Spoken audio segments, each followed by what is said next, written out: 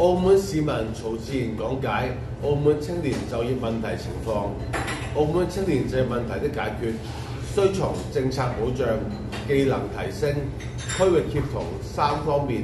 系統推進。在政策保障上，特區政府明確將促進本地居民就業作為大局穩定重點，堅持本地居民優先就業原則，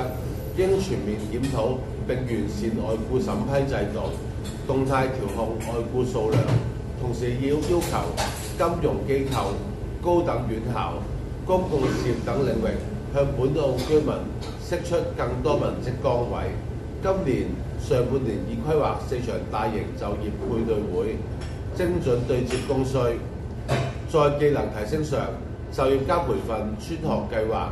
採用先入職後培訓模式，以拓展至金融、建築、公共事業等領域。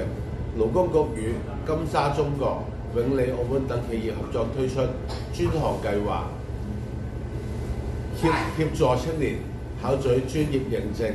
實現向上流動。2026年預計提供數個培訓課程。在區域協同上，澳門青年大灣區就業之路資助計劃持續推進，內地實習名額增加，完成實習可獲澳門元獎勵津貼，同時深化職業資格互認、社保對接等跨境便利措施，鼓勵青年主動融入國家發展大局，拓寬職業賽道。感謝大家，祝福澳門青年盡快找到好的工作。